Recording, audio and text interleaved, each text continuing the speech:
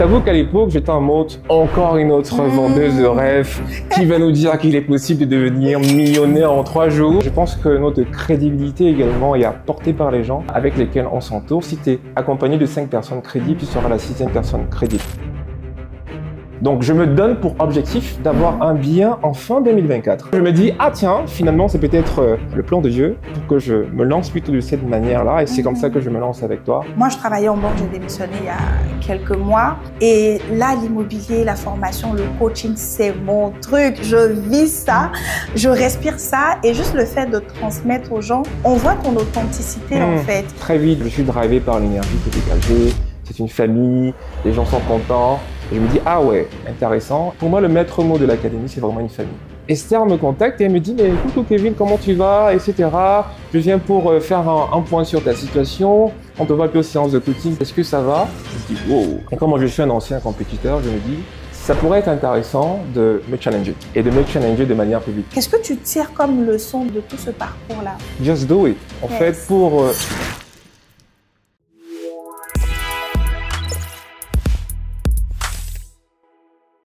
Bonjour à tous, bienvenue dans ce nouvel épisode de notre émission où on parle d'immobilier, de mindset et d'entrepreneuriat au féminin.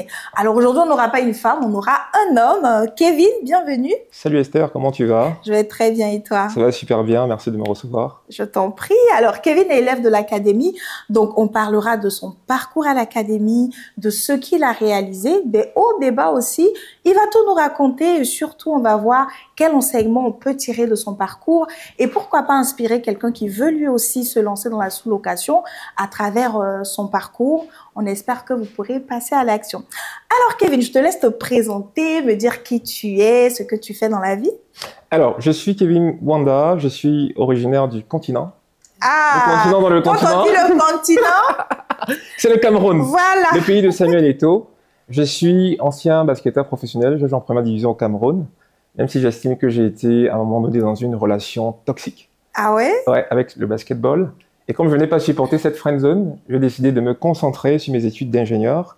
Donc aujourd'hui, je suis ingénieur en automatique et robotique industrielle. Wow. En parallèle de ça, je suis le promoteur d'un média en ligne qui s'appelle Wonder Show. Wonder pour merveille, show pour montrer. L'idée, c'est de pouvoir mettre en avant des hommes, des femmes inspirants et inspirantes. On a déjà reçu des profils impactants et inspirants tels que le deuxième plus grand mathématicien au monde, Sophie Haïda, Reine Toné, le pasteur Jean-Claude Tipama et d'autres profils juste impactants et inspirants. D'ailleurs, on va bientôt te recevoir, la star Esther. Quel honneur! Je suis également, on va dire entrepreneur, entrepreneur dans ce sens que voilà, j'ai des activités en parallèle, dont l'immobilier sans les banques. Je pense que je suis là pour en parler. En parallèle aussi, je suis à mes heures perdues, on va dire, maître de cérémonie. J'ai eu le privilège d'animer Back to Africa, la partie salon en tout cas, 2024, l'événement de Philippe Simo qui a réuni 4000 personnes au Palais des Congrès de Paris. Mais de manière plus générale, je me considère comme, comment dire, un chrétien qui est là pour découvrir sa mission de vie, la vivre et en vivre, parce que pour moi, c'est ça le bonheur. Waouh, ça fait plein de casquettes. Alors, dans cette émission, on parle vraiment franc, cash, détente, tu vois. Avec tout ça, comment tu te retrouves dans l'immobilier sans les banques? Alors, effectivement, comment est-ce que je me retrouve? C'est très, très, très, très drôle parce que ton visage, je le voyais un peu partout. I'm very sorry. Que ce soit sur Facebook, Instagram, etc. Et je t'avoue qu'à l'époque, j'étais en mode encore une autre vendeuse de rêves qui va nous dire qu'il est possible de devenir millionnaire en 3 jours. Et il se trouve que, bon, les semaines se sont passées, etc. Et il se trouve que quelques mois plus tard, j'ai découvert ton interview avec Jean-Yves. Ah, l'investisseur africain qu'on salue au passage. Africain. Et j'ai beaucoup apprécié cette interview. Et c'est là que je me suis dit, ah tiens, si Jean-Yves est crédible, ça veut dire qu'Esther en réalité est crédible. Et ça, c'est un point important. Je pense que on dit souvent qu'on est la somme des 5 personnes qu'on contacte le plus. Et je pense que notre crédibilité également est apportée par les gens avec lesquels on s'entoure. Si tu es accompagné de 5 personnes crédibles, tu seras la 6e personne crédible. Yes. Ensuite, il y a eu un concours de circonstances qui a fait en sorte que je sois en congé, on va dire ça comme ça, parce que je préparais également mon déménagement. Et en même temps, tu as lancé ton fameux challenge de 3 jours, où le premier jour, c'était Madame Zézé. Et quand j'ai vu ça, je me suis dit, ah ouais, en fait, cette femme, Elle est bien accompagnée, elle envoie du lourd, elle a des personnes inspirantes et impactantes qui sont là. Je me suis dit, j'ai des jours de libre, je vais tout de même Pourquoi pas aller essayer. De toutes les façons, je ne perds rien, je suis en congé, etc. Et donc, je viens à ce challenge-là. Première journée, c'est le feu. Deuxième journée, c'est le feu. Troisième journée, c'est le feu. Je me dis, wow. C'est calme là, ça va trop vite. Ça va trop vite parce que tu dégages, je pense que ça se voit, hein. Esther dégage une énergie extraordinaire. Merci. Et quand j'ai su que tu étais chrétienne, j'ai un peu compris d'où ça venait. En plus de cela, bien entendu, on est là pour parler des business d'un point de vue factuel. Les arguments que Esther a donnés durant ce challenge étaient vraiment impactants et j'ai envie de dire rassurants, convaincants. Bien entendu, hein, Esther, c'est une très bonne commerciale. Donc, merci. Donc, elle a vraiment vendu marketé son produit, mais j'ai été convaincu en fait. Et je me rappelle que j'avais contacté un de mes amis avec qui j'ai à peu près le même parcours. Je lui ai dit, mais je pense que c'est la première fois que je suis autant convaincu par une masterclass. Et je me dis, tu sais quoi, finalement, je pense que c'est comme ça que je vais me lancer. Parce que pour la petite histoire, au départ, je devais faire l'immobilier de manière standard. Classique, ouais. OK. Pour la petite histoire, en long story short, il se trouve que, parce que je me suis lancé en 2024, dans l'immobilier sans les banques, et il se trouve qu'en décembre 2023, en discutant avec mes cousins, patati patata, ils attirent mon attention sur le fait que ce serait intéressant que j'ai un bien en mon nom, patati patata. Et tu sais, moi, je viens du Cameroun. On n'a pas toujours cette culture du prêt sur une longue durée, patati patata. Donc, je me donne pour objectif d'avoir un bien en fin 2024. OK? Sauf que, il se trouve que, il y a la conjoncture. Et la somme que j'espérais avoir, je ne l'ai vraiment pas. Et donc, ça me décourage. Je suis en mode, mais c'est quoi ça, cette histoire? Et finalement, ton opportunité, justement, elle arrive. Donc, finalement, je me dis, ah tiens, finalement, c'est peut-être le plan de Dieu pour que je me lance plutôt de cette manière-là. Et c'est comme ça que je me lance avec toi, je crois 3 semaines plus tard. Waouh, super. Alors, merci pour tous ces compliments. J'en suis très honorée. Alors, il y a quelqu'un avec qui je parlais qui me disait, mais c'était juste à t'écouter, en fait. On est juste convaincus. Et tu as dit quelque chose de très important. Je pense qu'il y a cette dimension spirituelle aussi, finalement, qui impacte. Je pense que chacun cherche son couloir de vie. Moi, je travaillais en banque, j'ai démissionné il y a quelques mois. Et là, l'immobilier, la formation, le coaching, c'est mon truc. Je vis ça, je respire ça. Et juste le fait de transmettre aux gens, on voit ton authenticité, en fait. Et on sent que c'est ton appel, j'ai envie de dire, de transmettre ça à des personnes. Bien sûr, c'est rémunéré parce qu'il y a un travail derrière, tu vois. Mais j'en suis très honorée. En tout cas, merci beaucoup. Et du coup, là, tu suis la masterclass. Et comment tu rentres dans l'académie, finalement? Alors, donc là, je suis la masterclass. Je suis convaincu. Bien entendu, comme j'ai dit plus tôt, je tente de déménager. Et il faut dire que, financièrement parlant, c'était aussi un peu compliqué. Émotionnellement parlant, c'était aussi un peu compliqué. J'avais un gourmet au mien. Bon, on va laisser la partie. Continue. Je pense qu'on en parlera dans une autre émission. Hein. Là, on est venu pour parler d'immobilier. Immobilier. Vas-y. Et donc, je pense que tout ce contexte-là a un peu, fait descendre l'énergie que j'avais. Sauf qu'après, je pense que je suis relancé par un coach de ton académie qui fait bien son travail. Elle ne rigole pas, Esther. Hein. Elle relance. Et donc, je suis relancé et c'est comme ça que l'énergie revient. Donc, je fais un entretien avec justement la coach pour qu'elle voit mon parcours, quels sont mes objectifs, mes attentes, mes besoins. Et bien entendu, elle vérifie en fait que la personne que je suis, le projet que j'ai, cadre avec la vision de l'académie. Et finalement, ça se passe bien, elle est convaincue, patati patata. Maintenant, moi, de mon côté, je devais également faire certaines démarches auprès de la banque, patati patata. Et c'est donc comme ça que je me lance dans l'académie. Super. Alors, tu as relevé un point très important aussi. Alors, toute seule, je pourrais pas tout faire. Hein. Tu vois, aujourd'hui, à l'académie, on a accompagné presque 500 personnes. Wow. Je pourrais pas faire un accompagnement de 500 personnes. Donc, l'équipe aussi est très importante et je pense que j'ai cette chance-là de travailler avec des personnes formidables. Donc, j'en profite pour faire un coucou à toutes les coachs, à toute l'équipe qui est vraiment extraordinaire, qui fait mains et pieds pour les élèves de l'académie. Bon, même si les élèves, ils sont pas très faciles, souvent, ils appellent à minuit, je veux un coaching maintenant. Mais c'est vraiment avec passion qu'on le fait. En tout cas, merci à vous les équipes. Je tenais à vous dire merci quand même. D'accord. Et du coup, là, tu rentres dans l'académie. Comment est-ce que ça se passe au niveau des cours, au niveau des coachings? Alors, je rentre dans l'académie. Je pense que quelques jours plus tard, il y avait une séance de coaching collective. Donc, je participe à cette séance de coaching collectif. Bienvenue, Kevin, les nouveaux, patati patata. Je sens qu'il y a une ambiance qui est correcte dans l'académie. Donc, durant la séance de coaching, on accueille les nouveaux. Il y a des séances de simulation, des jeux de rôle. Des jeux de rôle, voilà. Merci pour le terme. Ensuite, l'aventure continue. En parallèle, je pense que tu avais également lancé un challenge de mémoire. Oui. Avec un bootcamp au sein de l'académie. Au sein de l'académie, avec les différentes étapes à traverser pour passer à l'étape d'après. Ouais. Typiquement, la première étape, c'était créer une entreprise, comment rechercher un bien. Ne dévoile pas tout. C'est ceux qui ne veulent pas rentrer dans l'académie, là, on ne vous dira pas tout. En tout cas, les étapes. Les étapes. Et en fait, cette ambiance-là, au final, te challenge quelque part. Donc, si tu es arrivé avec une certaine énergie, le fait de voir qu'il y a les uns et les autres qui sont là et qui veulent vraiment passer à l'état d'après, je pense que quelque part, ça te drive aussi. Donc, très vite, je suis drivé par l'énergie qui est dégagée. C'est une famille, les gens sont contents. Et je me dis, ah ouais, intéressant. Et je pense que vraiment, pour moi, le maître mot de l'académie, c'est vraiment une famille. Yes. Je suis rentré dans une famille, on s'était jamais vu avant. Et très vite, en fait, on a connecté. Et voilà comment j'intègre l'académie. Ah, super. Alors, tous ceux avec qui on parle de l'académie, c'est exactement ce mot-là qui revient. Famille ou bien famille en or, famille en diamant. Je sais pas pourquoi. Je pense que c'est peut-être une grâce de Dieu, hein. Mais il y a cette belle énergie-là qui fait que même quand il y a des tons de difficulté, tout le monde vient te porter. En fait, quand tu vois, il y en a d'autres qui arrivent au coaching en pleurant. Ça va plus, je vais abandonner. Tout le monde qui te dit, quoi? T'as pas le droit d'abandonner. On est là, on te soutient. Qui vont même entrer dans ton inbox pour dire, OK, tu as besoin d'aide à quel niveau? Je t'aide, je te donne ci, etc. Et c'est juste exceptionnel. C'est juste magnifique. Et je pense que dans les accompagnements, ça, c'est très important parce que tout le monde n'a pas le même niveau.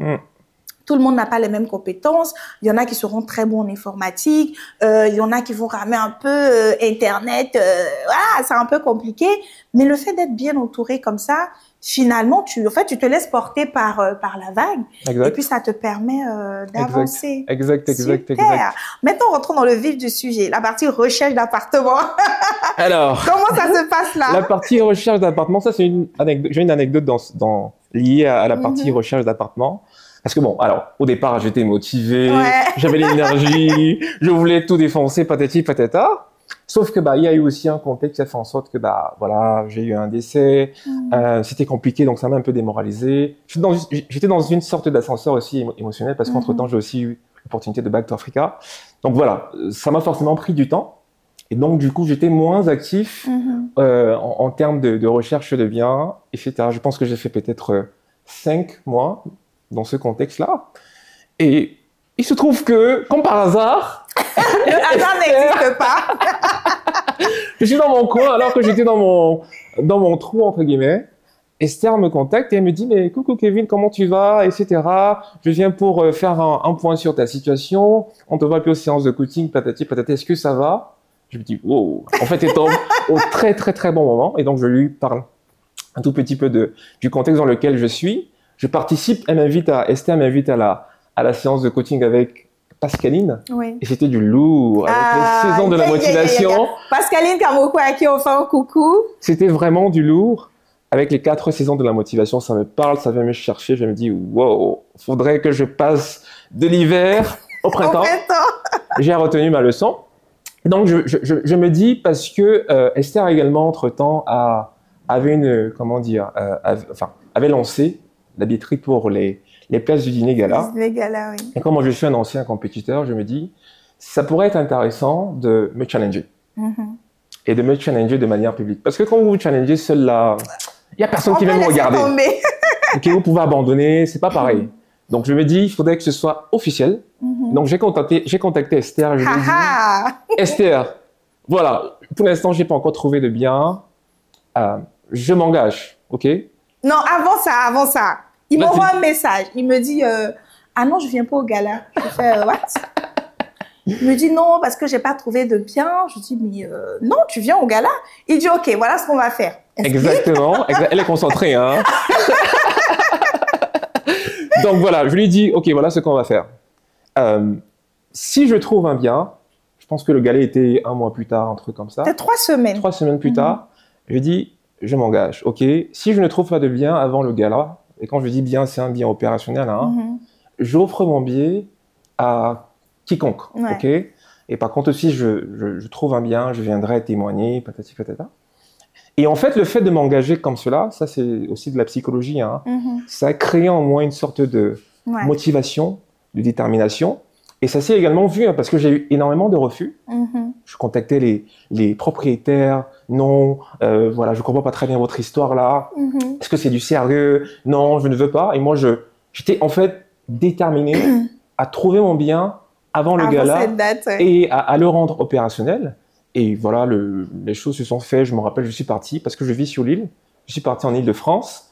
Ça m'avait fait un tout petit moment là. Hein. J'arrive, on discute bien, patati patata. Il m'explique qu'elle est intéressée par mon profil. Et enfin, ce jour-là, il y avait plusieurs visites. Et en fait, après, il y avait un couple. Et en général, ils préfèrent mieux les couples. Ils préfèrent mieux les couples. Et c'est comme ça que quelques jours plus tard, il me dit finalement, le couple, il a pris l'appartement. Je regarde l'argent que j'ai dépensé pour partir, l'énergie que j'ai dépensée, etc. Mais je ne me décourage pas parce que je m'étais engagé. J'avais dit, Esther, je dois trouver mon appartement avant le dîner gala. Et les choses se sont faites. J'ai continué à être persévérant. Et il se trouve que j'ai trouvé mon bien, qui était un tout petit peu meublé. Je l'ai customisé moi-même. Je me suis découvert des talents de décorateur d'intérieur. Et pour la petite histoire aussi, quand je suis arrivé au gala, j'ai une réservation, le soir du gala. Donc c'est vraiment une histoire incroyable et très content de la partager ici. Waouh, en fait, ton histoire est... Quel mot, quel qualificatif je peux mettre dessus? En fait, c'est juste incroyable parce que tu me contactes à 3 semaines du gala et là, c'est un défi, mais de fou. Le mec, il me dit, si j'ai pas trouvé, je viens pas, mais je vais trouver et je vais venir témoigner. Et moi-même, j'ai peur, en fait. Là, je me dis, bon, est-ce que moi-même, j'ai la foi de croire ce qu'il est en train de dire, tu vois? Et je me dis, bon, là, je sens qu'il est déterminé, là, il va tout donner. Et il m'appelle. Non, je crois qu'on s'est croisés au gala, en fait.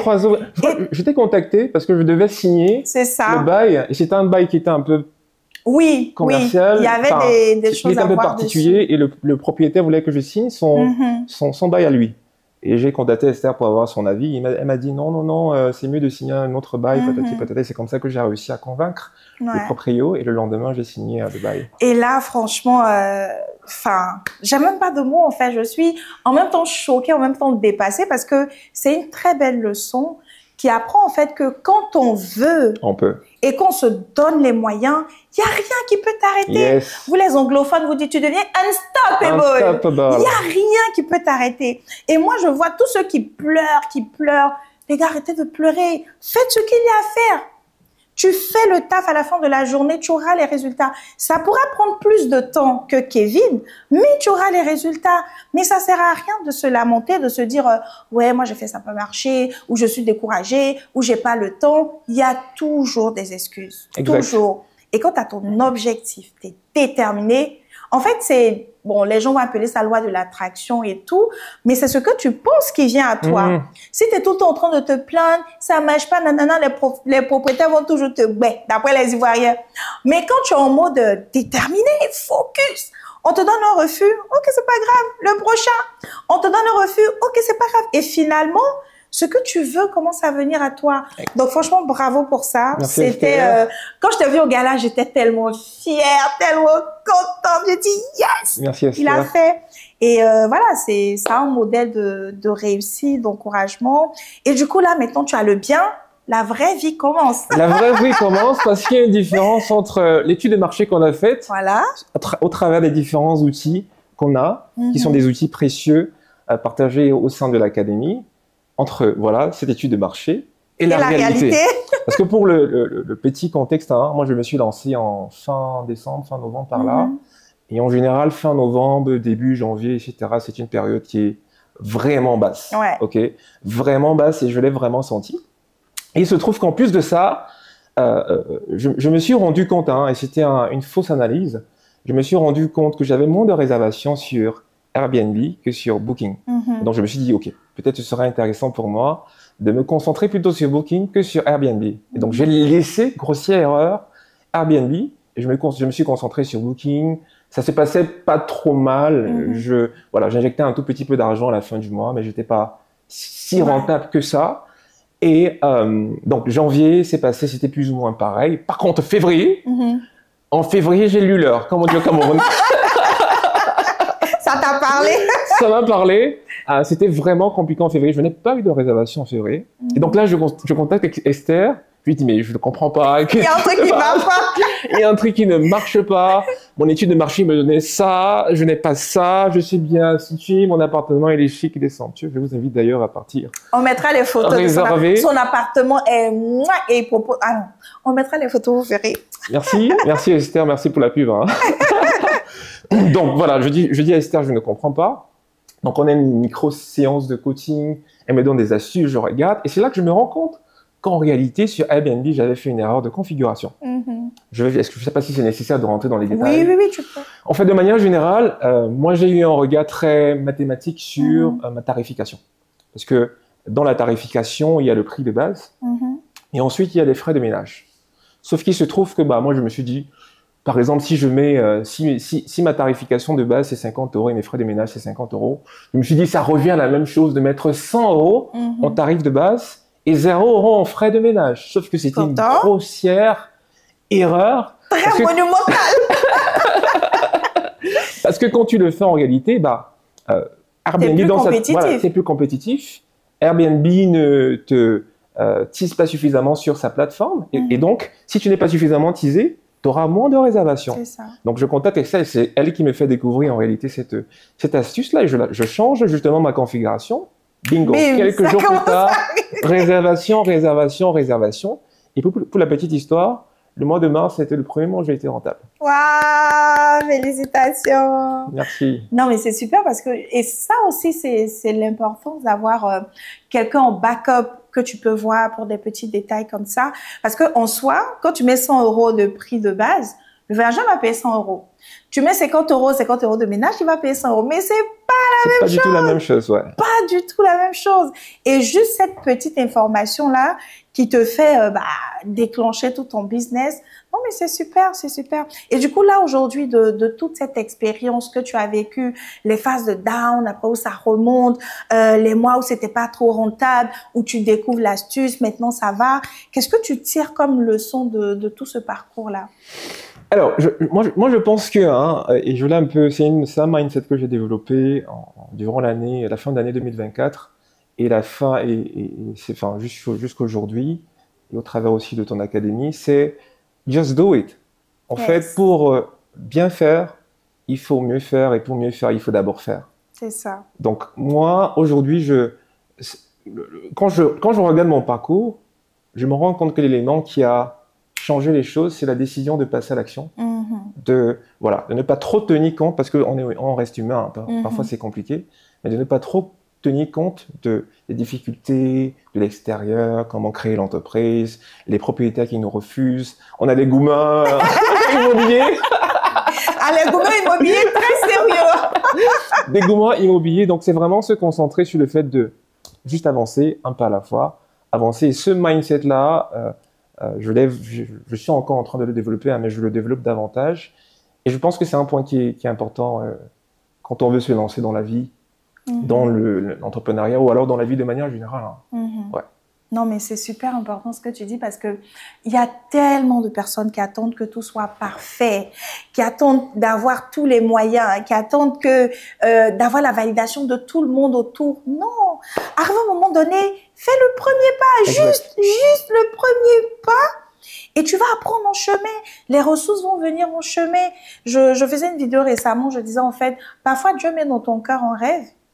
Et en fait, il a juste besoin de ta foi. Il regarde même pas ton compte en banque, il regarde pas si tu as les compétences et tout. Il te dit juste, vas-y, passe à l'action. Ou c'est comme tu es dans un avion avec un parachute et on te dit, lance-toi. Là, tu vois le vide. Tu fais, what? Tu dis, lance-toi, t'as le parachute. Tu dis, est-ce que le parachute, là, il est bien réglé? Est-ce qu'il n'est pas percé? Et si je me lance que ça ne se déploie pas? Tu commences à poser plein de questions. Tant que tu resteras arrêté, le parachute ne va pas se déployer. Exact. Il suffit que tu te lances et là, boum. Exact. Donc, s'il y a quelqu'un qui regarde cette vidéo et qui est en train d'hésiter, peu importe ton projet, hein, ça peut être, je sais pas, une relation, ça peut être un business, ça peut être un projet que tu as sur le cœur, ça peut être une démission, ça peut être plein de choses. Pose le premier pas et tu apprendras en chemin. On ne te dit pas que ça sera facile, hein. Ça fait partie de la vie d'un investisseur. Ça fait partie de la vie. Il y a des échecs, il y a des difficultés. Après, tout va dépendre de comment tu définis l'échec. Pour moi, l'échec, en fait, c'est une opportunité de mieux faire. Exact. Et de ne plus refaire cette erreur, tu vois. Donc, fais le premier pas, vas-y. Et puis, surtout, fais-toi bien accompagner. Ça aussi, c'est important. Parce que quand on se lance dans l'entrepreneuriat, qu'on est seul, très vite, on se décourage. Il y a les à côté, là, qui vont dire, ah, voilà. Tu fais toujours les business, ça ne marche pas. On t'a dit que ça n'allait pas marcher, tu n'as pas écouté. Voilà, tu as perdu ton argent dedans. Pourtant, quand tu es bien accompagné, tu as des gens qui ont le même mindset que toi. Tu as des gens qui vont te booster. Tu vas voir d'autres personnes qui ont fait des erreurs comme toi, mais qui sont toujours là. Tu vas voir d'autres qui ont réussi, ça va te booster. Donc, en tout cas, si vous voulez vous lancer dans l'immobilier de façon très simple, bah, l'académie est là. Comme on l'a dit, c'est une famille en or. Et puis, en tout cas, on sera très, très ravis de vous accueillir. On tire vers la fin de l'émission. Est-ce que tu as un mot de fin? Est-ce que j'ai un mot de fin? C'est un mot qui sera général et en même temps spécifique. Hein. Déjà, merci. Merci à Steph pour l'invitation. On a passé un très bon moment. Le mot de la fin sera simple. Hein. Ce sera de partager cette expérience qui est très connue où on est parti voir des personnes qui étaient en phase terminale de cancer et on leur a demandé c'est quoi leur regret par rapport à leur vie parce ces personnes-là s'apprêtaient à mourir. Et ces personnes-là ont dit en réalité que leur regret, c'était pas pour des choses qu'elles avaient faites et mal faites, mais c'était surtout pour des choses qu'elles n'avaient pas faites. Wow. Et malheureusement, beaucoup d'entre nous, parfois, sommes dans cette situation où on a un projet, on a un rêve, l'immobilier sans les banques ou d'autres rêves hein, dans nos cœurs, et on ne veut pas se lancer, on attend que tous les voyants soient ouverts, comme si quand on conduit souvent tous les feux sont tous les feux sont verts. Bah non, en fait, les feux ne sont pas toujours verts. Le plus important, c'est vraiment de passer à l'action, d'aller à la conquête de ses rêves. Et rien que le fait, en fait, de partir à la conquête de ses rêves, c'est déjà une très belle expérience. On dit que le bonheur, c'est pas la destination. Le bonheur, c'est le chemin. Juste ce chemin-là, c'est déjà quelque chose de fort parce que ça nous change, ça nous transforme, ça nous rend forts. On dit souvent que quand tu fais de la montagne, en réalité, quand tu arrives au sommet de la montagne, il n'a pas changé, mais toi, tu as changé. C'est ça. Et en réalité, quand tu es au sommet de la montagne, en fait, la vue, elle est très belle, tu es fier de toi. Donc, tout ce que moi, je dirais à ces personnes qui nous écoutent, c'est lancez-vous, passez à l'action. Vous allez peut-être échouer, vous allez peut-être réussir, mais si vous ne vous lancez pas en réalité, vous n'allez jamais le savoir. Waouh, waouh, waouh, waouh, waouh. Bon. Comment terminer mieux cette émission? Sur ces mots de mon cher Kevin, je vous dis à très bientôt dans la prochaine émission. Bye!